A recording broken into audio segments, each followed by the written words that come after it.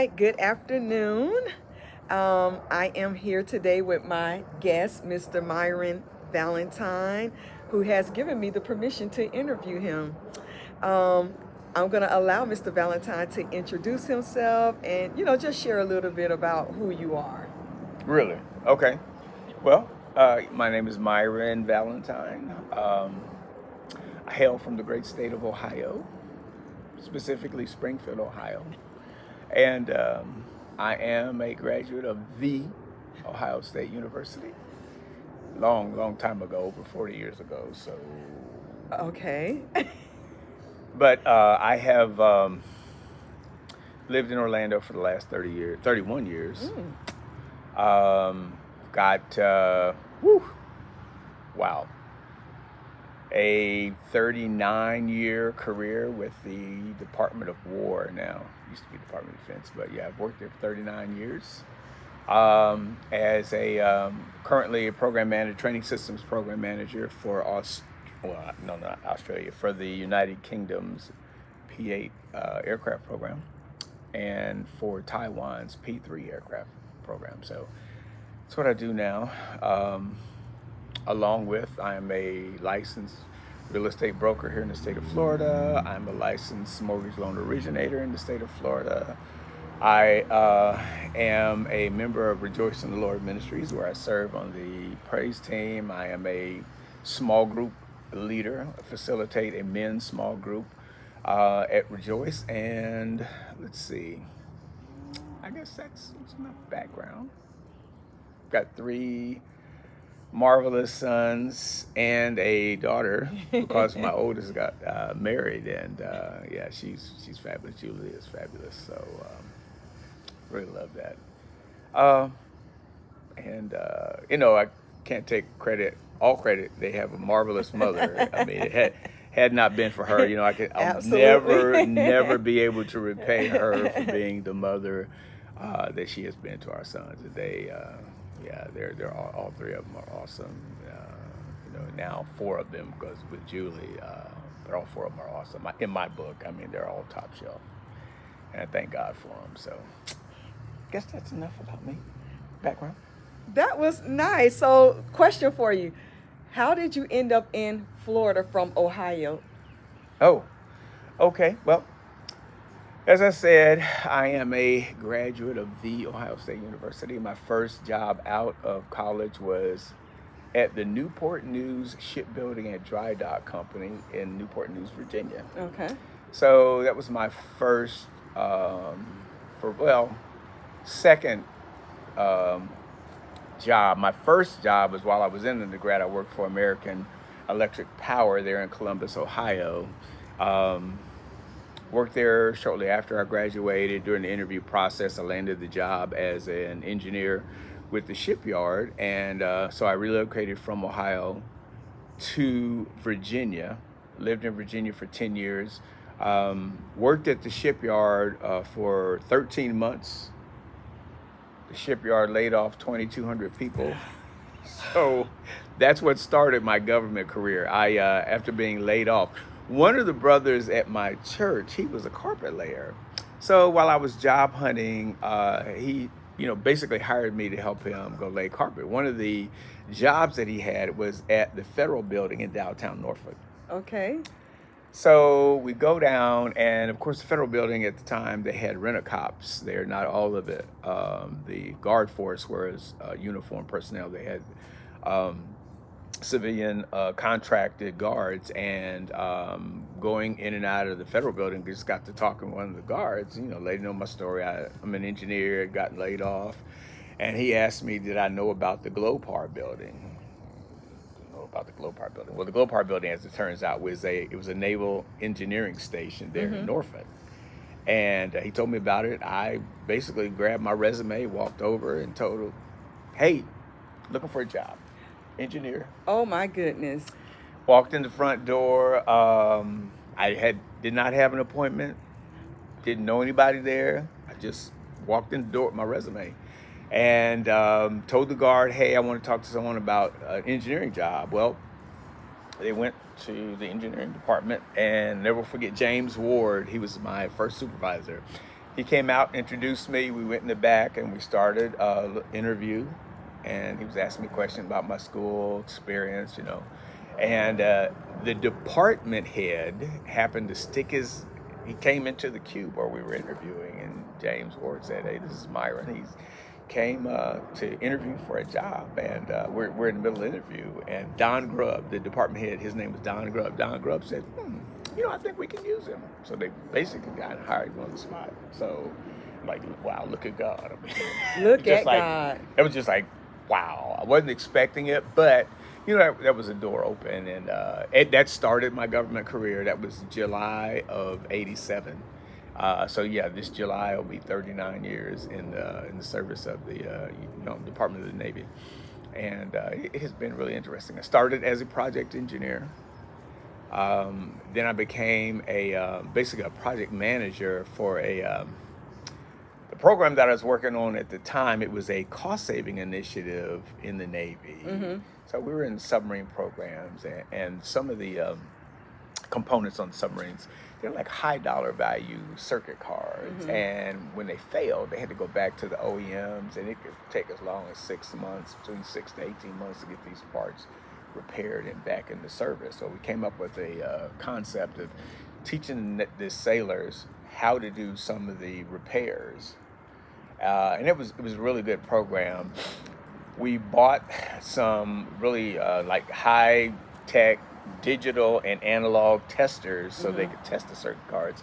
But we also, like I said, we taught the sailors how to use our diagnostics program so that they could diagnose faults, repair the cards, and get them back into service sooner than sending everything back to the OEM. And our ports where we actually located these facilities one was in Groton, Connecticut, one was in Norfolk, Virginia. That was our headquarters at the time, and then we had one in Pearl Harbor, Hawaii. So as we're standing that up, they needed basically a facilities manager to help expedite standing up these facilities, and I applied for that facility manager job, and I got it. So that, it was another open door because, again, with the Navy, they had like 7 fleet concentration sites for submarines. But they had focused on the Norfolk, the Groton, and the Pearl Harbor locations for this program. It was called modular screen and repair activity. So we had these 3 sites, and so I got an opportunity to travel to the sites there. And I did that up until the time, unfortunately, our command in Norfolk, we were on the 1993 BRAC list, base realignment and closure list. And unfortunately, our command went on the 93 BRAC list, and they finally kicked us out of that building in 95, So that's what, so you're asking, how did I get to Florida? So when they kicked us out of the facility in Virginia, the headhunters came from the training center here in Orlando.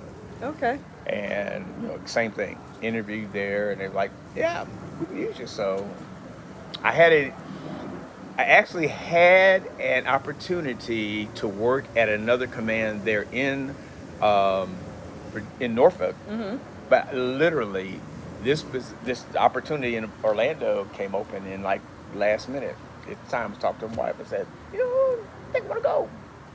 I think she said, let's do it. So we made a decision, off we came. Oh, wow. So that's how I ended up in Orlando. And that was in 1995. So, yeah. And do you regret that decision? Are you enjoying your stay here in Orlando? I know you said it's been 30-something years you've been here. Yeah. Actually, I would say that I have. I think for the most part, I've enjoyed it. It was different. It's different. Okay. It was, coming from Ohio through Virginia, then to Florida. Yeah, it was a little different. But I think overall, I've enjoyed the experience. I enjoyed I would say the continual open doors that were presented as a part of the whole relocation. So that was good. Of course, growing up in the church, when we relocate all these locations, I always tried to find a church to go to. I grew up in the Church of God in Christ. Gospel Tabernacle, Church of God in Christ, 1017 Innisfallen Avenue, Springfield, Ohio, 45506. So that's where we started. So everywhere I moved, I always looked for a Church of God in Christ. So when we lived in Virginia, Newport News, we went to St. John's Church of God in Christ under one of the jurisdictional bishops, Bishop Samuel Green. And when we moved to Florida, same thing.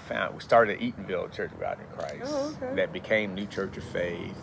And from there, we left there in 2004. I'd spent some time at New Destiny, and then in 2009, I came to Rejoice in the Lord. I've been there ever since. And then a couple years ago, I thought about it. I'm like, I've been at Rejoice longer than I've been in any church in my entire life, because I've been there 16 years. Oh my goodness! Been there 16.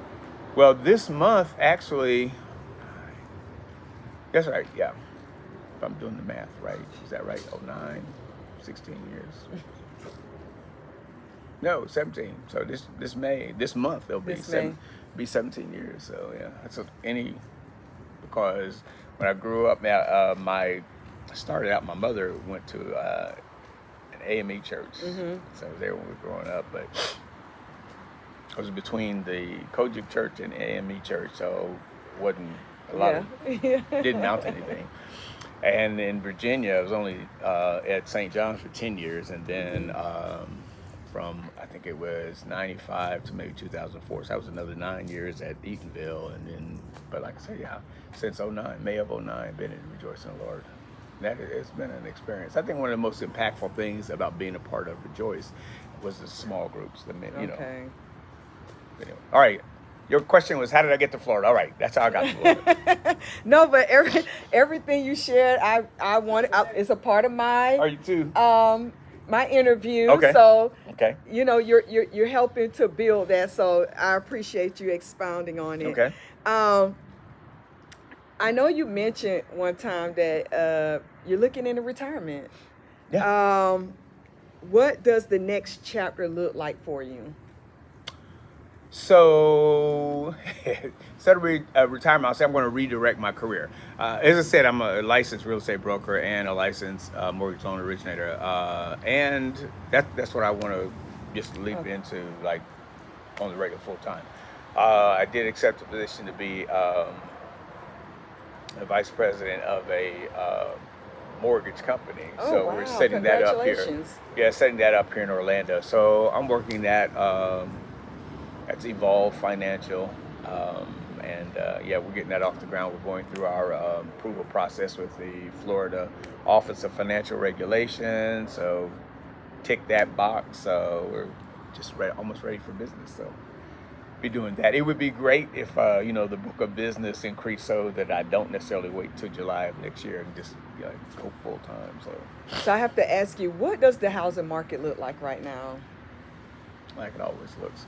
If you're ready to buy a house, buy a house. So it's a buyer's market? So it's not really right now. Oh, no. Oh. Not really. So the inventory has gotten a lot better. So, okay. Favorably going into, but I don't see the issue as being a buyer's or seller's market. The issue, I think, more is, what's going on with the rates. And what are the rates? So I've been hovering around 6%, which is up from where it was a few years ago. But if you're ready to buy a house, buy a house. If you're ready to buy a house, buy a house. If you're ready to do it. So just step out on faith. Well, some faith, but some planning. Okay. Practically speaking, yes, I know God works miracles. I get all that, but you want to have your plan. What are you looking for? Where do you want to be? What are the family? I always, I'm interviewing potential buyers. I use this acronym FORD. What is your family situation? What is your occupation? Recreationally, what do you like to do? And then what are your dreams? FORD. Because you want to help the real estate.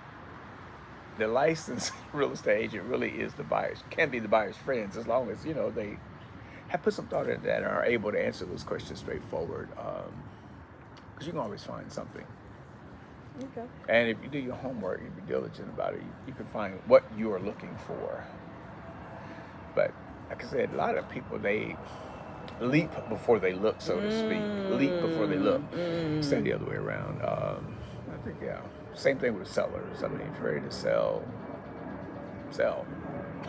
You know, use the expertise of the licensed real estate agent, either buying or selling. I mean, that's why they go through the schooling. That's why they go through the training, so that they can provide that assistance. And if you got a good agent, then they can take a lot of the pain and angst out of the whole process. But Florida area, what would you say is a really good area right now to settle down? Somebody looking at this video today, they're interested in moving to Florida. What's a area you think is really like growing and good family oriented? Where would that location be? If I was coming to you today, hey, I'm new to Florida, have a family, I really want to put my children in some good schools, where would you recommend? so, as far as schools go, I always recommend do your homework, contact the school boards for the venues that you're looking for. That's fair. I'm a licensed real estate broker. I'm not an educator. That's fair. Okay. So I would recommend, get in touch with the school board. Find out, what grades the school system or that venue is getting. What is it like? Because you can always get that information.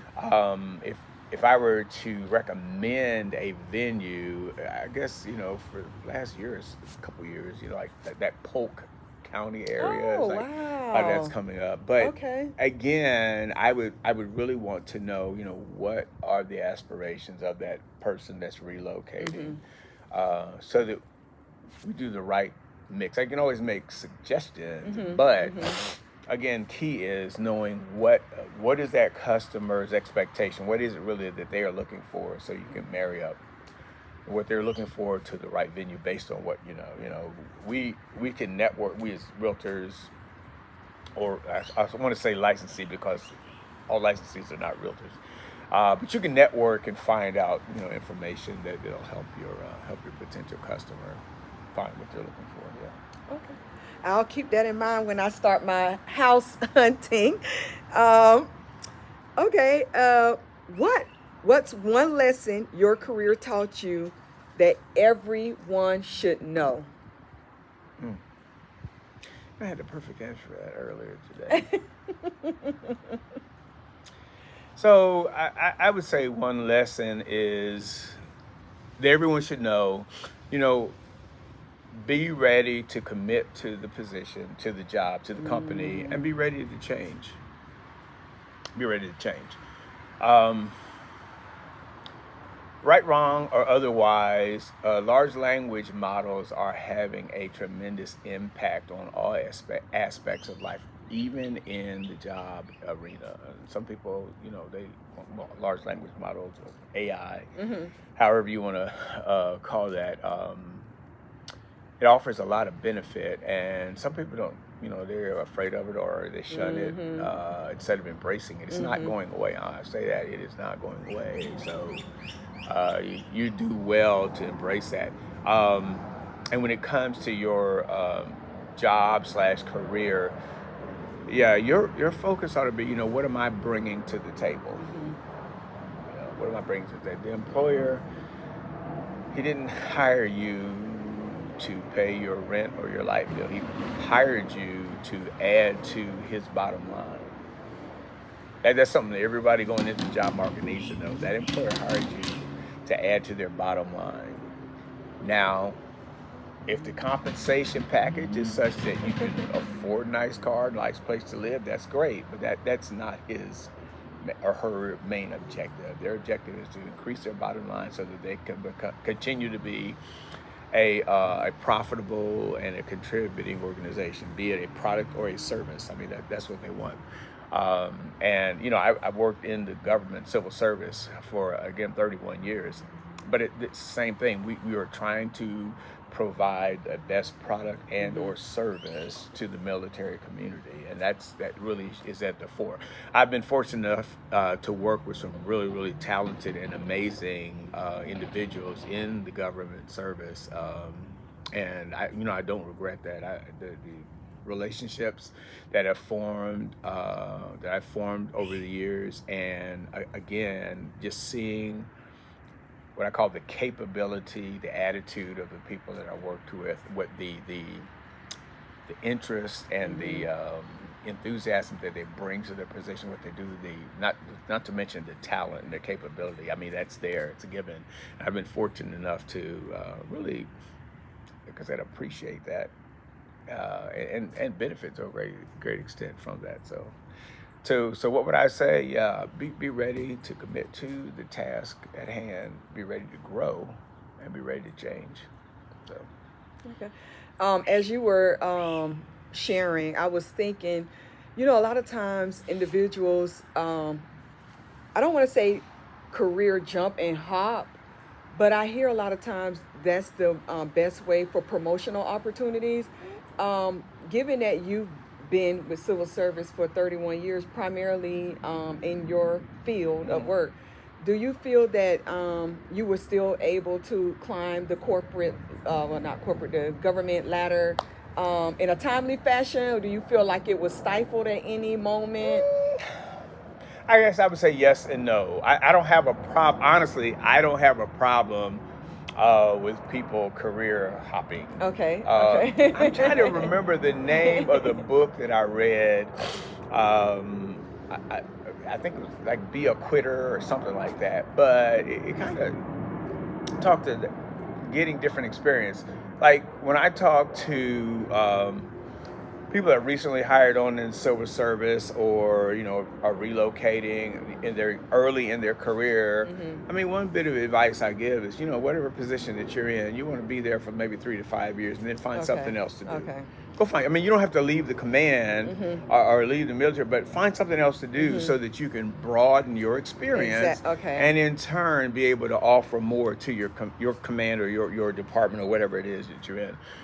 Fortunately, in our command, I mean, there are these opportunities to basically rotate to different jobs, and I think those that take advantage of that, I think they're better for it. Now, again, I've been in the program management arena since 1997, and looking back, like I said, I would never tell anybody like getting one path to stay there. If you have an opportunity to work in another functional area or another discipline, take advantage of it. If you've got the qualification, go ahead and take advantage of it, because it could open another door to something else. I've known people that have done that. They've taken advantage of other opportunities, other position opportunities, and it's led them out of the government into the public sector, and their experience there, they just added to their capability, added to their knowledge, and a lot of have come back. I've seen people come back to the government because they do like the challenge of working in the government, because it can be very challenging. As far as going up the corporate ladder, yeah, I think I have gone up. There have been some stifling, but I think part of that, if I'm to be honest, part of that is not taking my own advice, like take some of the other, take advantage of some of the other opportunities. I think you have to be honest with yourself when you're looking at where you are, why you are where you are. And listen, is it, after you've done that reflection, is it enough for you to take action to move out, do something different, get good counsel, and just haul off and do things? Get good counsel. Be willing to ask people, either that have been in your shoes or have some more experience. Find out what you don't know. Don't be afraid to ask. So, I got a question for you. In the era of content creations and content creators, I was speaking with someone recently, and they were sharing with me that their parents don't feel as though that, being an entrepreneur, content creator, and things of that nature is suitable. Like, you need, in their era, their time, you went to work. You clocked in, you worked a full-time job. So this individual was explaining to me that his mother doesn't feel like, being an entrepreneur is really what he should be doing. He needs to get a job and do entrepreneurship on the side. How do you feel about content creators? Do you think it's a sustainable career? Do you think it's here to stay? Do you feel Oh, that's definitely here to stay. okay? I mean, to a large extent, I guess it depends on what content you are creating. Okay, okay, that's good. Okay.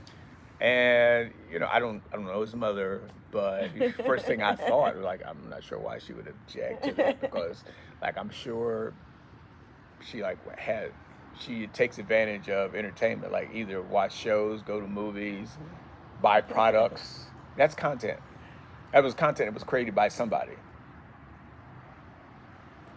was it not? So I want to answer that. She does not uh, partake in any of those things. She, due to religious purposes and feelings, she don't. Well, So let me ask you a that's question. Does she wash her clothes? Does she eat food? Yeah.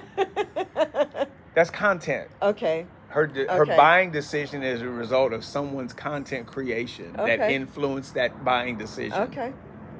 That's fair. That's fair. Content creation has been around since the dawn of advertising, because that's what advertising is. It's content creation and promotion. So, yeah. And if you're talking on social media, again, that content is another product Okay. that someone has created and they're trying to market it. That's why they're out there. And depending upon what your leaning is, what your bent is, you've got an audience.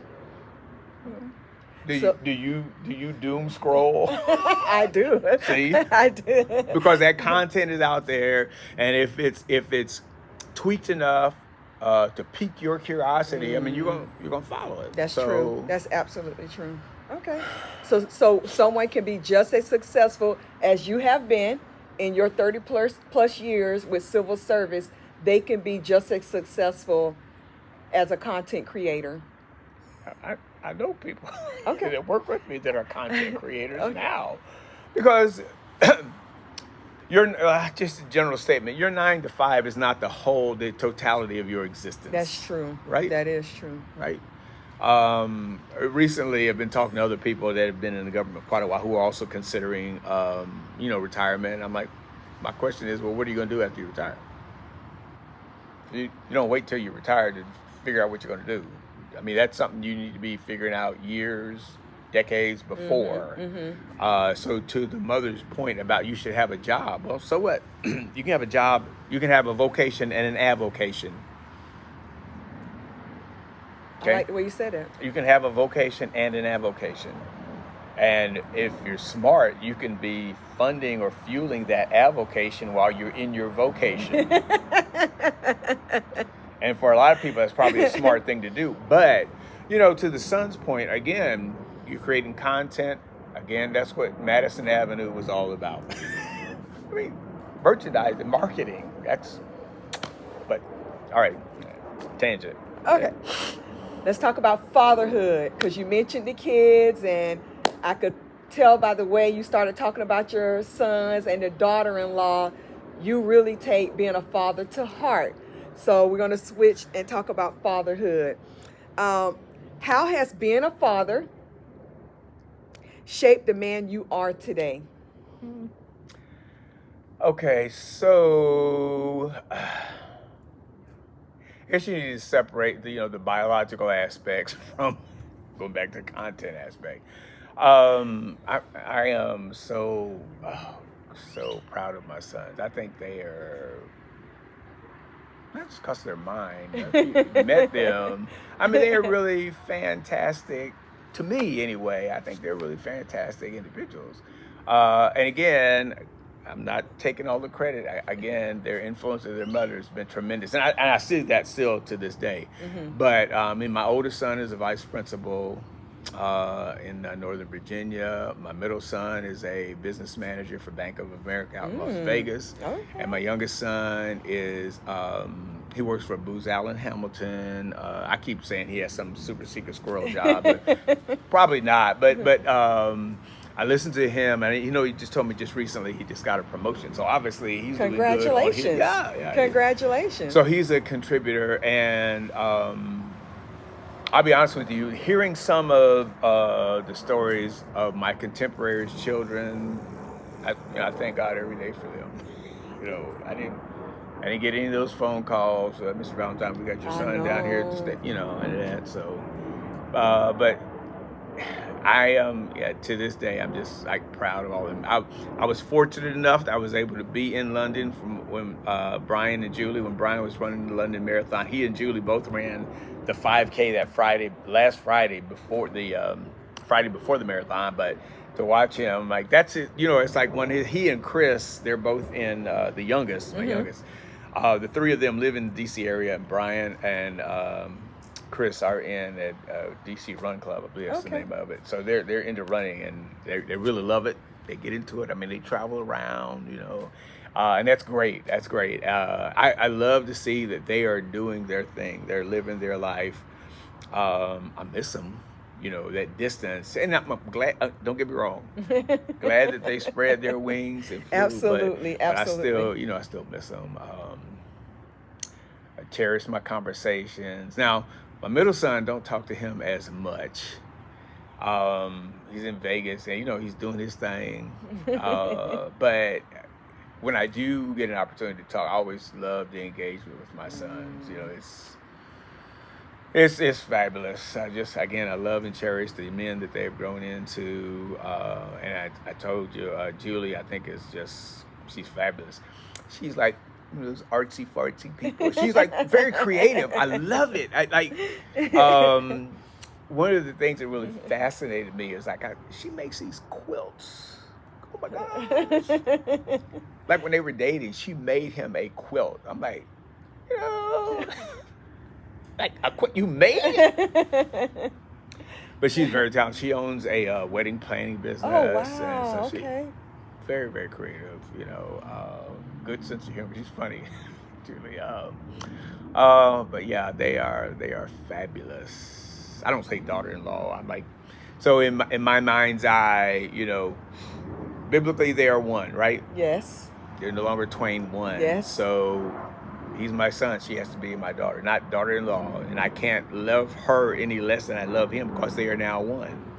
It's just my approach, my attitude toward it. She's definitely lucky. Yeah, because that's just the way I approach it. That was his choice. His choice and his ability as an adult to make a choice. That's who he chose. I'm like, okay, I'm good with that. They look happy. I'm happy with them. So they enjoy each other. I'm enjoying that they're enjoying each other. So I'm good. So how has that shaped me? Obviously, you can't live regrets. Obviously, that some mistakes were made, especially in relation with their mother. A lot of regrets there, but I can't dwell on that. I absolutely appreciate the fact that they still include me. Because make no mistake, not because I take full responsibility. I'll say use the word ruining a perfectly good marriage. Just nothing short of, I would say, just selfishness. And looking back on it, and again, you can't live in the past. Yeah, Can't live yeah. on regrets. Try to move forward and do the best you can going forward. But I'm like, man, I kind of feel like I left so much on the table, so to speak, because of that whole ordeal. But now, as I have opportunity and, with their permission, I try to, what I call it, sow or impart as much as I can, as much as allowed or requested. And it's more than anything, just, understand that, you are your father's son, you're not your father's choices. I like that. I like that. Get advice. I remember when my indiscretions first came to light, and I had a conversation with my sons. One of the things I told them, look, I pray really and encourage you. When it comes to making decisions, find somebody to talk. Don't ask your friends because they don't they don't know any more than you do, and some of Mm-hmm. them may be as dumb as you are, because they were in high school at the time. Mm-hmm. Mm-hmm. I'm like, if it's not me, I mean, find somebody that you can look up to, respect, and get wisdom. Don't, if you can avoid it, don't dwell on your own knowledge or what you know, because that may not be enough for the moment. May not be enough for the moment. So, all right, I don't know what else to add to that. Question for you. Shoot. First, I want to acknowledge the fact that you honor your children's mother. I love it. One of the smartest women I know. And you also just mentioned that you spoke to your kids about your indiscretions. How did they receive it? Did they have some type of resentment towards you? And if so, how long did it last? How long did it take for you guys to repair that relationship? So, I don't want to, so to speak for them. Okay. I would really like to, just go back and ask that question. Okay. Now, I know, like in individual conversations, they did let me know. I remember Brian letting me know the impact that it had on him, because he was in college at the time. And I remember from our, after the fact conversations where he was telling me how it impacted him. Chris, the youngest, he let me know a couple of times, because they're very close to their mother, and I've gotten some feedback, but I guess I would be hesitant to really speak for them how they felt. And as far as repairing, my approach now is be present. As much as I reach out. Like I said, I miss them. I would love to be engaged more than I am. But they have lives too. So I won't say I take what I can get, but I guess I take what I can get. But I don't think any of the relationships, I wouldn't say that they're in a strain. None of them. And even my middle son, Aaron, like I said, my big regret there is that I just don't hear from him. We don't get a chance to engage him as often as I would like to. But maybe I should go do that. I should interview them and get their feedback on that. that would be part 2 of our interview. Part 2. How did that go? How did your conversations with your adult men, children go regarding the past? But I really appreciate you sharing that. I do have another question for you. Again, you speak so highly of your ex. How are you guys in your relationship? Are you guys cordial? Are you able to talk now? And we talked all along. Okay. We still had the children. I think almost. I wouldn't say every day. We don't talk every day, but yeah. It's I wouldn't call it. It's not acrimonious. It's nothing like that. That was like never my attitude. Why would I be mad at her? No, I'm the one. Why would I hold? But it happens. It does happen. It happens. But that's not my choice. I would rather, and again, not in a. So you're an exception to the whole. You're an exception. I don't know that I'm an exception. I don't know that. I know there are a lot of men that relationship is no longer in force. But they still, like I said, we still have his. I never wanted to have that what I call adversarial relationship before the children, or even behind them. That's not what I want. I try to be genuine upfront. But if I can help her, I'm available. Whatever. Like I said, I can never, ever, ever, ever repay her for what she sowed into our sons. And quite honestly, I would say a lot of what they are today is because she hung in there. Question: have you always had this appreciation, or is this something that became more apparent to you after your indiscretions, after your That's a good question. I guess I don't remember a time where I didn't Okay. appreciate it. Again,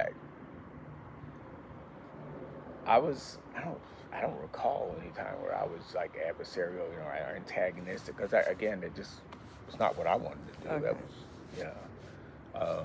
Would she say the same? You'd have to ask her. Okay. Again, I will never put words in someone else's mouth. If you want her number, I'll give it to you. You can call and ask. She definitely has no problem voicing her opinion. Okay, I mean, I don't mean that in a bad way. I just mean, she's her person. So, yeah. Okay. Yeah. What do you want your children to say about you when they talk about your legacy? Quite honestly, when I read that question, I want them to say what they believe, what they think, what they're afraid of. Be them. What did I contribute, if anything? What could I have done better? Is there anything you feel you could have done better? Oh God, yeah. Give us an example. So I think one of the things is just honestly be more present. Okay. Not selfish, but more present and giving in the relationship. Certainly taking more opportunity.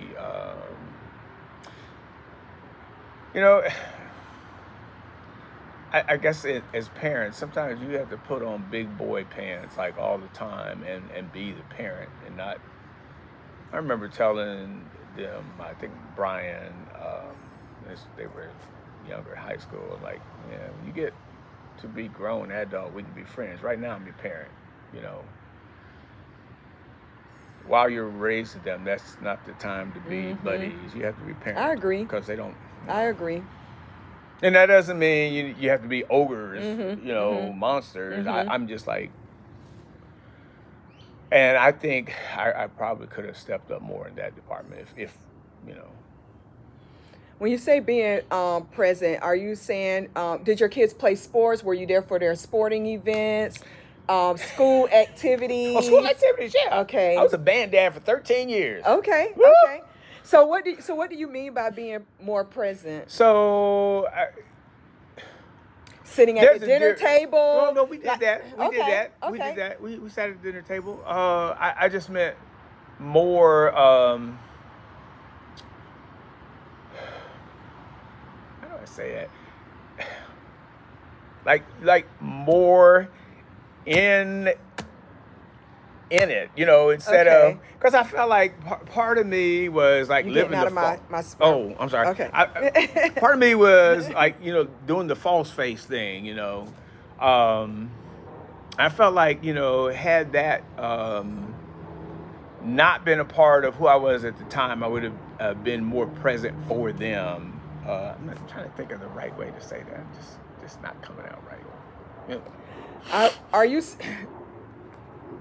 When I hear you say being present, the first thing that came to my mind was he not there for sporting events? Was he not there for? So now that you are elaborating a little bit more, are you saying that you wasn't as engaged? Like probably not as engaged as probably in some aspects. Okay. So you were in the home, you just didn't engage with them as much. Well, I'm just saying I probably could have engaged a little more. Okay. Yeah. Okay. All righty. Yeah. I can understand that. Do you think that obviously your relationship with the kids have grown now even more as an adult? Because they are adults. Because they are adults. Yeah, because they are adults. And they experience life. As children, sometimes they have, we have one idea of who our parents are. Right. And then when you become an adult and reality hits, you're like, oh, I now understand why these things happen. Yeah. And I could possibly even understand why my dad or my mom behaved in the manner in which they did. Yeah. I had one of those Okay. realizations with my father. But with my sons, I mean, like I said, I respect them now as adults. Yes, As they're my adults. sons, but they are Adults. adults. And it's a Um, difference. it is a difference, Yes. when you're growing up. Yeah, what I say, it's not my way or the highway. It's like I'm the parent, and I'm doing this for your good. As adults, they're rational thinking individuals, and they may not necessarily see things the way I see it. I have to respect that We have because to they are respect it. adults. Yeah. I'm your father. No, yes, I'm your father, but you are an adult male or female, and you have your own thoughts, you have your own opinions, and your life has shaped those thoughts and opinions that you have. I have to respect that. Do I agree with everything?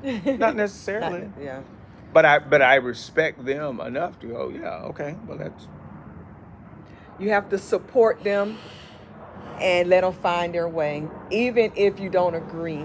As a mother, I have to do the same thing with mine as well. I have 2 adult sons, and I don't always agree. Okay. I sometimes voice my unwanted, solicited opinion, but at the end of the day, we do have to realize, Yeah. We made our own decisions. We made our own decisions, Yeah. and we weren't always Right. like with my father. I was grown, married with children before I really came into the knowledge of why my father was the way he was. All I knew of my father that he was alcoholic, and I never will forget. I was visiting with my aunt in Virginia, Newport News, Virginia. Miss my aunt Gladys, love her still to this day. She passed in '93. She was fabulous woman, absolutely amazing. But I was sitting down with her, going through photo albums, and turned to this page, and there was a lady holding a little baby, and I just asked her, like, "Who's this?" Like, her mouth hit the floor. She's like, "Who's that?" I'm like, "Who's that?" She said, "You don't know?" I'm like, "Have you ever seen this woman before?" My father's first wife and daughter.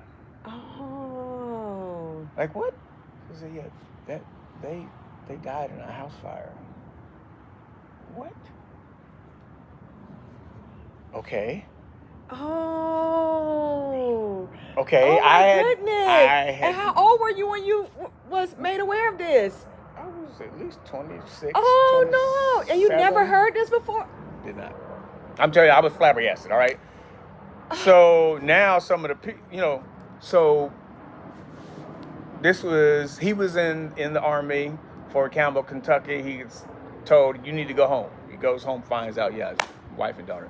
Well, a few years have passed. He meets my mother. They have 3 children. My mom leaves. I think she went, if I understand it correctly, she went to the store. She came back, houses in flames. All 3 of the sons died in the fire. So now I'm putting more pieces together. I'm like, oh my God, what was my father going through? Oh no! Like, it's not like he could have picked up the phone, called Dr. Phil, and made an appointment. So I had a whole new appreciation for my father. Yes, yeah, he was an alcoholic, but oh my God, you lost 2 families, essentially 2 families. And the 3 sons that died in the fire, I think the oldest, if I remember correctly, was like 5 years old. That was the oldest of the 3. And I'm like, whoa, what do you do with that? So, like I said, now I don't say that to excuse everything I knew about my father and everything that I knew, but again, he was battling. I had another appreciation. Yeah. With the relationship with my mother, that was, less than ideal, especially when I was growing up. And of course, he left home probably when I was about 7 years old, if I recall. Yeah. And again, this is years later. But when I had my sons, I wanted them to know who their grandfather was. So, they would go back to Ohio. Angie's parents lived in Cincinnati. They would usually go to the summer, if we could. I would like to go through Pennsylvania where my dad lived, so at least I could get to see the boys. Because, again, I wanted them to know who their grandfather was. Yeah, absolutely. So I don't know how we got on that topic. But... No, I'm glad we deviated a little bit because I learned something. Oh my goodness. All right. Now what? Oh, I don't know how to move on from here. Okay. Let's talk about faith. What faith? Faith Hill? Oh my goodness. Yo, what role has your faith played in your journey? Oh my gosh. So, my faith. You talked about a lot about rejoice. How and you said that Oh, rejoice is the. I've just been there. You've That's been the there longest in my. But why do you feel that you've been at Rejoice a lot longer than you have at these other? Well, I think circumstances dictated Okay. how long I was at the other places. Okay. You know, as I was growing up, you know, I was going to North Street AME in Springfield because that's where my mother went. Okay. I was at Gospel Tabernacle Church of God in Christ because my godmother, that's where she basically raised me up until I was like 2 years old. That's where I went, you know. And so when I left the AME church, because I got into trouble. I got in trouble. I mean, with the police. And, oh my goodness! I was not a good. Oh my goodness. I was not a child role model. Oh.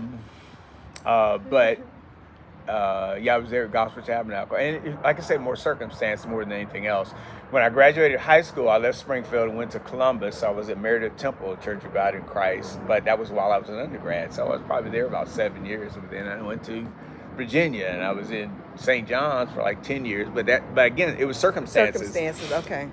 Left Springfield to go to college. Left college to start work. Was transferred from work, and that's how I ended up in Florida. So, but even given that, I was not a church hopper per se. So actually, when I got to Rejoice, I mean, I liked the program.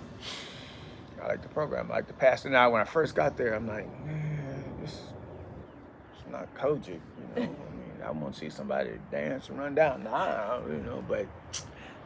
But it was the program, and like I said, especially the small group, the men's group, that engagement was really, to me, is very, very beneficial, helpful, and I like that. But yeah, my faith, my relationship, I don't say faith, but my relationship with God. I confessed Christ when I was in high school and thought I knew what I knew. I thought I knew what I knew, but I didn't. And we all did. Yeah. We all did. And even now I keep finding out, you need to know some more. So but how it has helped,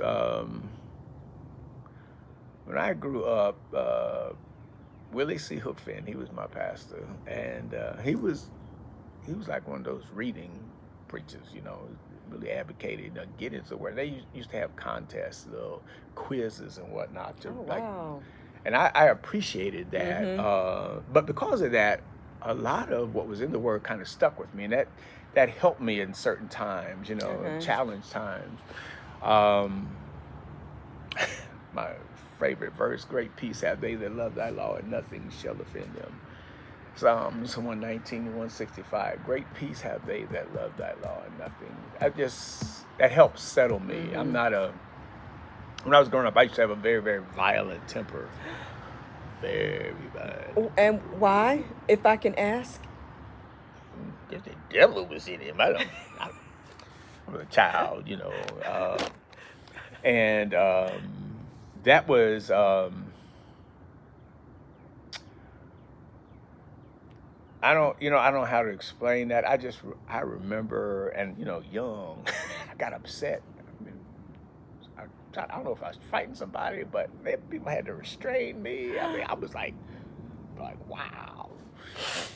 But as I started growing up, I would shy away from getting upset because I didn't want to revert back to that. So you took PTSD in the reverse. I mean, that's what it sounds like. It's like in the reverse. Yeah, well, I don't know. It's just, and even today, I mean, I would prefer not to just go off, because that has consequences. It does. Plus, scientifically they say that the madder you get, the stupider you get. So well, I learned something new. Never heard that one before. Yeah, I did. I don't have the APA citation for that, but the point is, one of my expressions now, I don't, I no longer hold people. No, that's not what I say. I don't get upset with people for being human. Mm-hmm. I don't get upset with people for being human, because they're human. We've all been human at one point in time or another. I would hope. I don't get upset with people for being human. Okay. Now, that doesn't mean I condone or justify. Yeah. It just means I have control over me. Could not have said it better myself. You can, put too much out there and let people know how they can push your buttons. But you still, even with that, I've got control over me. So I'm not the best person. I'm not claiming to be the best person, but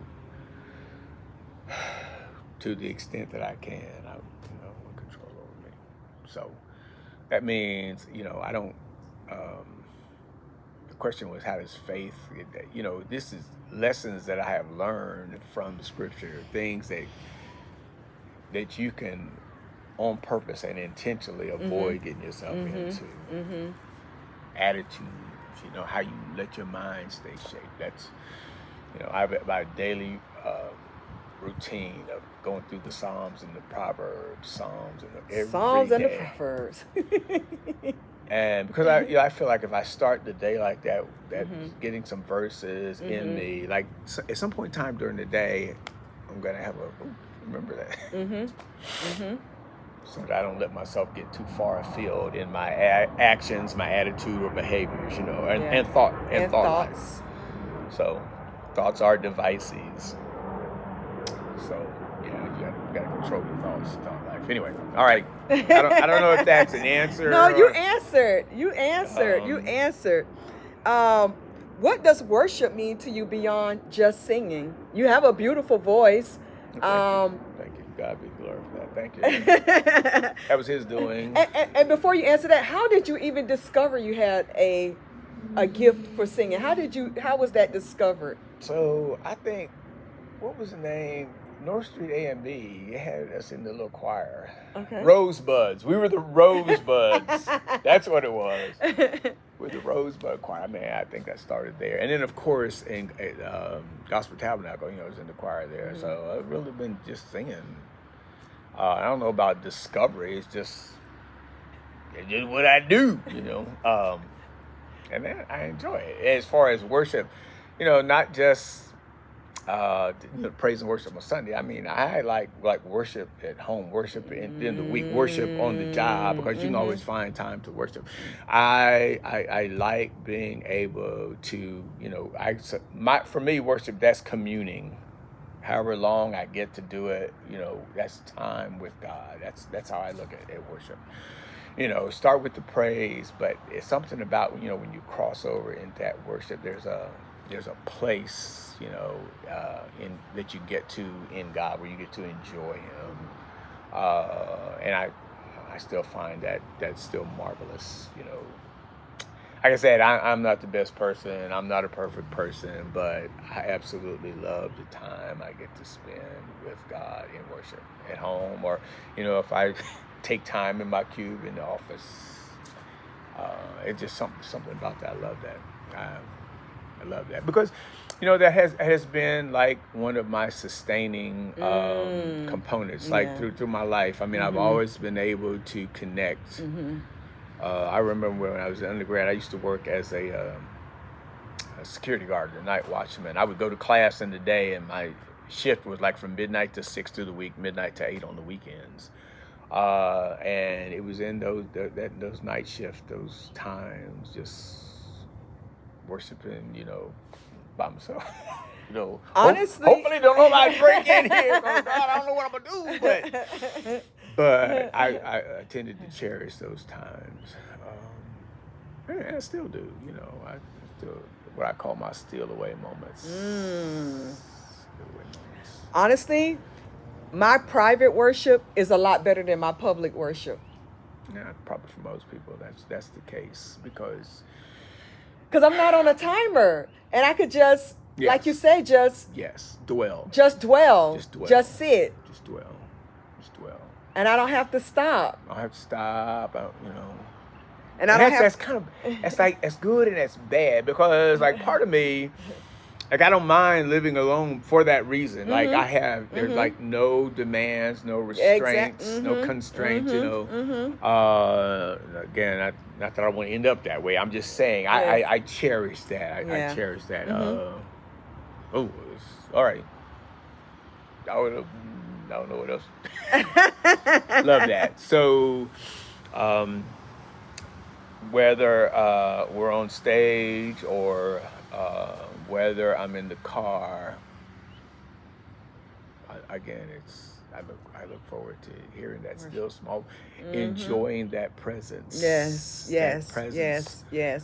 I mean, say what you want. The Holy Spirit, He is real. And He is like alive. Yes. And it's absolutely. It's amazing. Yeah. Absolutely. All right. Okay. It's a long interview, girl. So you shared with me that you absolutely enjoy reading, cycling, I do. Cooking. I love cooking. What do those moments do for you mentally? Oh. So when I'm cycling, like I got subscribed to Audible, so sometimes I'm listening to books or I listen to podcasts. But there are a lot of times I forget my headset. And I'm like today, I was out there 2.5 hours. Sometimes it's longer than that, If I don't have anything else, it's just me and my thoughts. Sometimes that's good, sometimes that's bad. Sometimes, like I said, you have to remain in control of your thoughts. But there's something about that time on the trail. I love it. Love it. Reading, I like getting information. I read or I listen, Audible as a fiction, but I like my nonfiction reading time as well. I like getting information. What does it do for me? I being able to engage, I guess, new concepts. Yeah. Can I employ these? Do they fit with me, my personality, my psyche? Does it fit in my life? I mean, just recently, Marie Kondo's book, Joy of Tidying or whatnot. I sat down to read that, but I'm like, okay, you ready? Now you got to do something. So, not just be a hearer and a reader of the message, but applying it at the same time. And I was a little shocked because from reading that whole touch everything, does it give you joy? Like I threw away 19 trash bags of clothes that I had. And like, wow, why is all this stuff there? So again, that was reading. That is it something you can use? Is something you can do? So reading, cycling, cooking is just it's fun. What's your favorite dish that you prepare? My next recipe.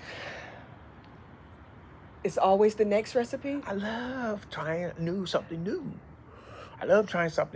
Now I have recipes that I go back to, like Bon Appetit's skillet fried chicken. I know I don't need it. But I love it. It's delicious. A Cajun Ninja, his shrimp recipe, it was absolutely delicious. My latest favorite dessert is the Neapolitan cake that I make. But I've never met in my kitchen. I've never met a tool or a gadget that I don't like. And so I got a lot of them. But I enjoy it. I like cooking. And if I'm cooking for somebody else, I like that as well. It's like something about being able to give. So I've gone over, like some of the folks at the church, I've gone over to their house and just say, hey, chill out. I'm gonna cook. So I like doing that. I enjoy that. There's one couple at their anniversary, I had them come over and I cooked dinner for them for their anniversary. So what did you prepare? I think it was, I had a new recipe. It was a plant-based recipe, butternut squash. It was a butternut squash. I think it was a stew. But I had never fooled around with butternut squash, and I was like, oh man, I've like kept this for myself for so long. Yeah.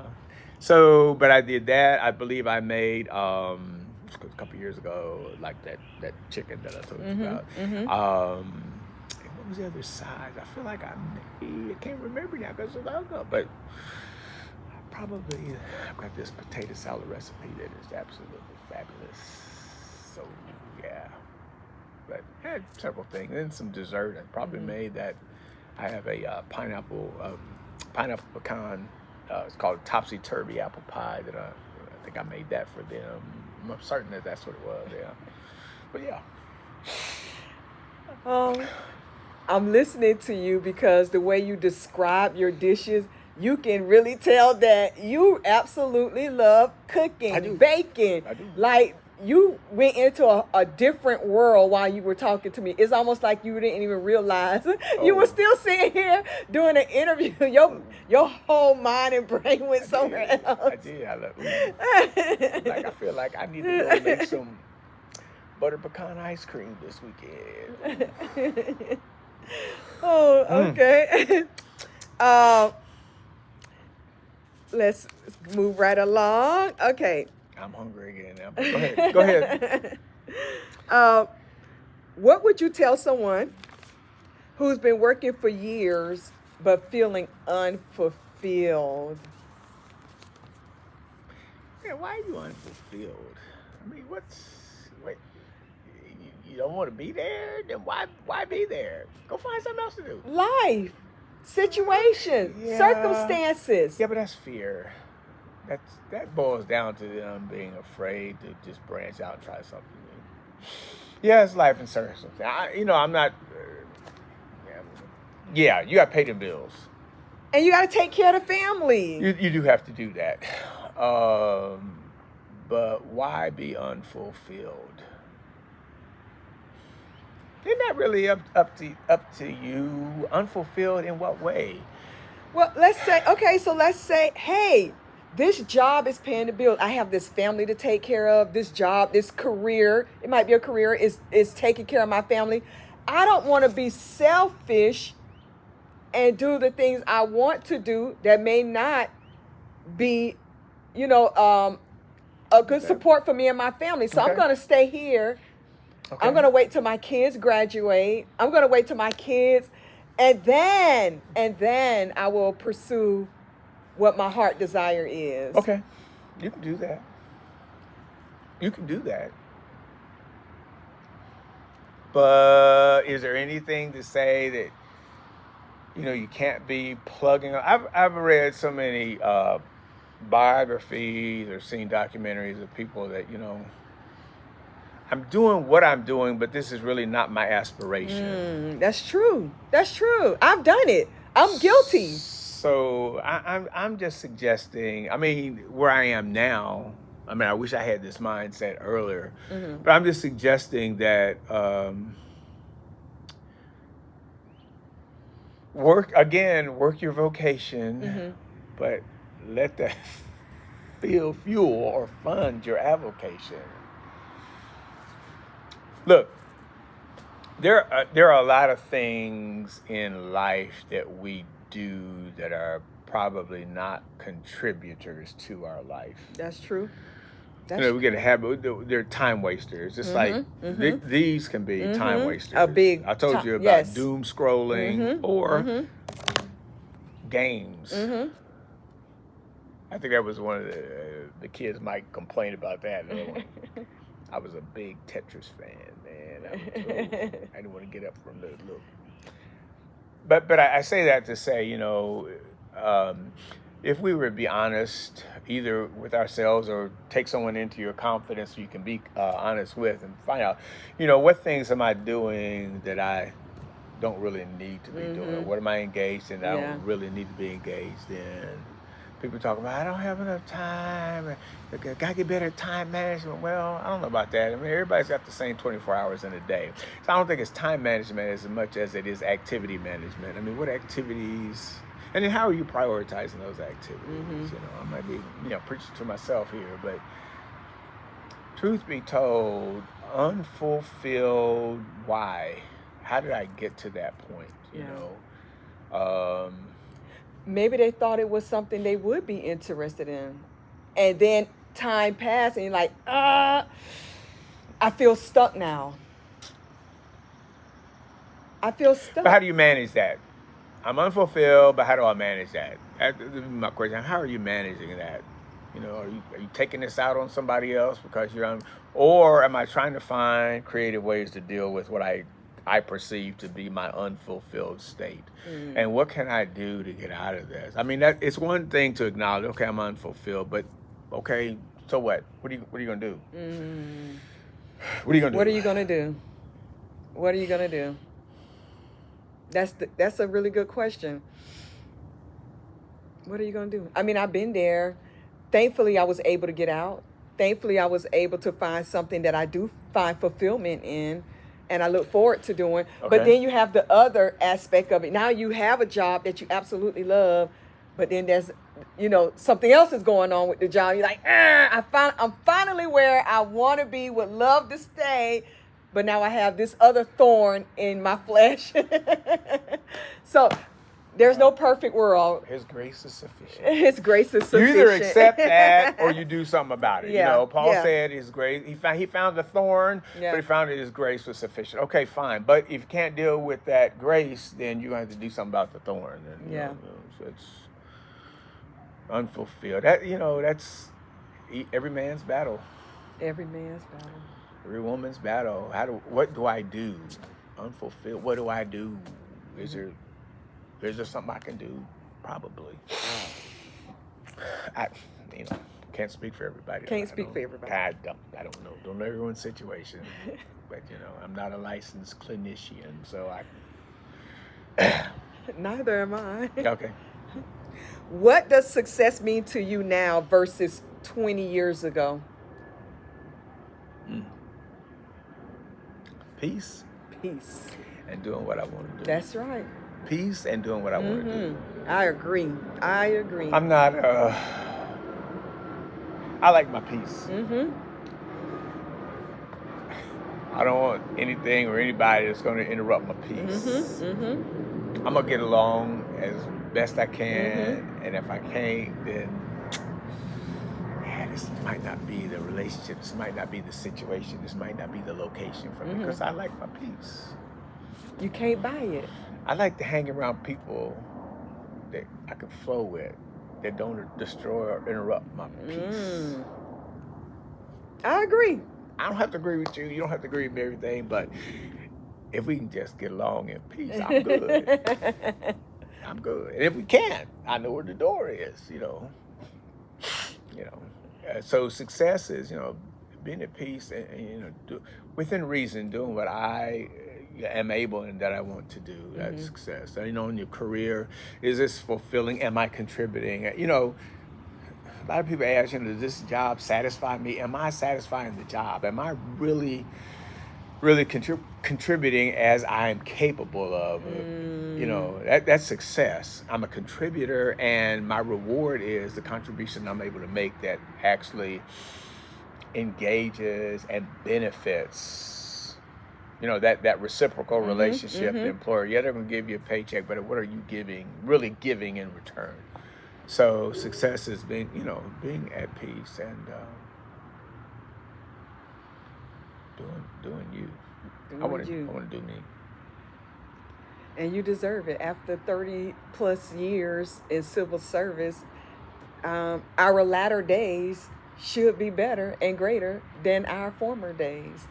And before we close, I want to circle back a minute. I want to circle back. Okay. So you were honest and transparent due to indiscretions that you did not disclose. Your marriage ended. Would you say you've learned? Would you say that you could be a better spouse now to someone? You're single. Are you single? I don't want to make no assumptions. Are you single? No. Okay. I mean, we didn't formally divorce. We didn't separate since '05. Okay. Um, but what was I going to say? Have Oh, you I've learned. learned? Oh, I feel And like what are your takeaways? I had. I would say that I had influence. One of my dear friends, he passed away during COVID. Oh. But I would say his impact was so great on me. I watched how he, honored, and one of our conversations, he said, I really want to serve this woman. I'm like, I took that to heart. So I'm like, yes, if I were in a relationship again, I definitely approach it entirely different. Okay. Because of that experience. I mean, it really, end of the day, did not benefit me at all. And obviously, the impact that it had on the home, on the family. So I don't want to revisit that. I don't want to relive that. I don't want to walk in those steps again. And your question was, do I think I would be better? Yeah, I honestly feel yes. Because again, the way I would approach it would be so much different now, for obvious reasons. And when I say obvious reasons, I mean I'm not a spring chicken. I was going to say you're older. And it doesn't mean because you're older, because you could be older in terms of age and still immature. Yeah. So you apparently have matured over the years, had time to reflect, and learn. You said that you encourage your young men, your boys. So the same advice that you would give to them, obviously you would want to take it for yourself at the same time, correct? Yeah. So you think you would, you could be more successful. I would be a better steward of the relationship. That's the I way like that. would I like that. be a better steward. I love it. I love it. I love how you said that. Because there's something about stewardship. A steward is not an owner. And as it comes to relationships, a steward is not an owner. So you don't own your children. You're a steward over your children. You have a responsibility towards them. You don't own your spouse, your significant other. You're a steward. So you have certain responsibilities towards them and towards that relationship. So yeah, my attitude now is to be a steward of the relationship. I love it. I love it. That is that would be my approach. So and what that means is not just what's best for me. What do I get out? I mean, first of all, how can I service you in the relationship? What matters? What matters to you that I can do? I'm not Superman. But what matters that I can do and willingly would do for the sake of the relationship. So that's... Do you believe relationships are 50-50? No, absolutely not. Okay. Because you're not all in it. 50-50. You're not... And why are you not... What's that other 50 doing? I don't get that. 50-50? What is that? What does that even mean? No, you either 100% in or get out. Go. Beat it. 50-50. That's why people have problems. You're not in it. 50-50. All I'm saying is I'm not willing to commit entirely. So you give 100, I give 100. We both giving 100. Yeah, and not giving 100. What are you getting? Well, the first thing I think you want to get is get an understanding. Where are you? Why are you in this?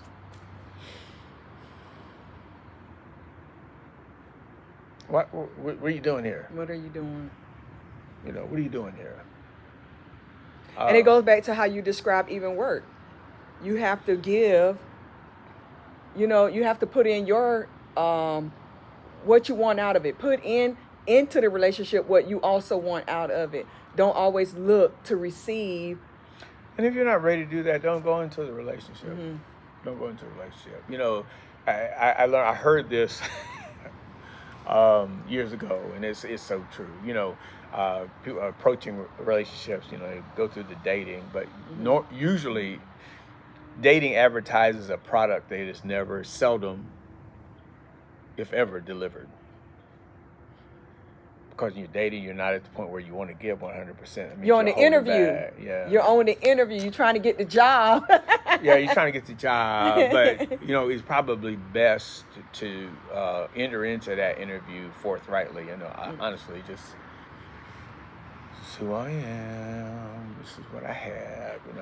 And go from there rather than pretense, because it's going to fall off eventually, and that's as I found out, once it falls off, it's pretty rehab. Whew. So yeah, that's the word. All right. In closing,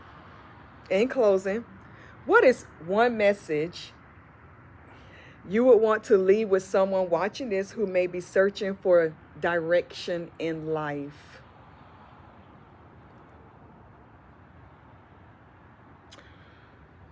If there's one message, well, for me, it would be know God. If you're honestly looking for a direction, you want to go to the one. I only take my car to the dealer. Preach it. I only go to the dealer. I mean, I've tried. My BMW was the best car I've ever owned. And I found a shop that all they did were European vehicles. And they were very good, but they weren't the dealer. And what I found is if I go to the dealer, I get specials at the dealer that other shop wasn't able to offer, or that they just didn't offer. And because of that, you're going to pay more. Am I, though? Am I paying more? I found out that I wasn't paying any more going to the dealer. And I feel like, since I believe, yes, we are the creation of God as creator, as the one who planned our purpose from the beginning, from before the beginning. If I want real direction, I really want to get direction, I want to know God. I want to get acquainted with Him and with His way and His word, so that I can get the direction. Now, that's not everyone's opinion, but I'm not here to play to opinion. You ask me what advice I would give. If you're looking for direction, then seek God. Seek God. There was a path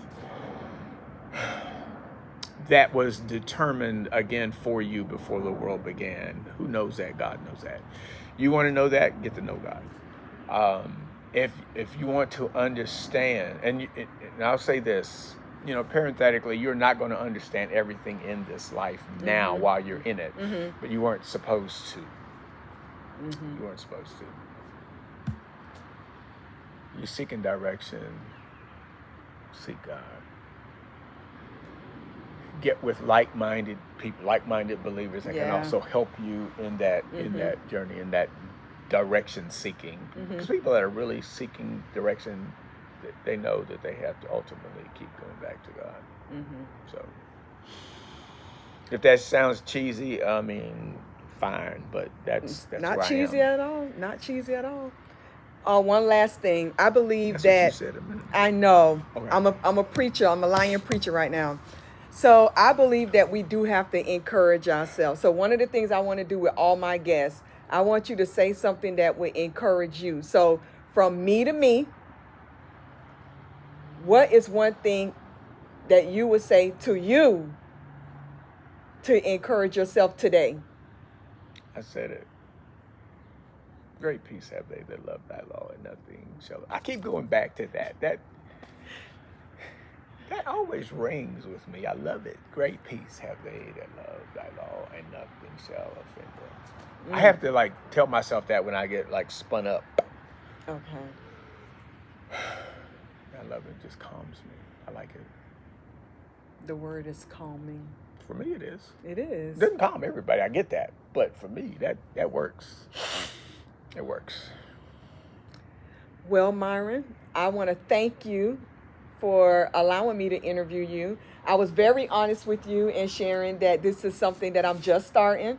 I'm trying to get my experience, and you were willing to allow me to interview you, and I don't take it lightly. I know there's 1,000 other things you could be doing with your time right now, but I want to sincerely thank you and appreciate you for allowing me this time today to interview you. You're welcome. Thank you. Thank you for asking me. I think it's, yeah.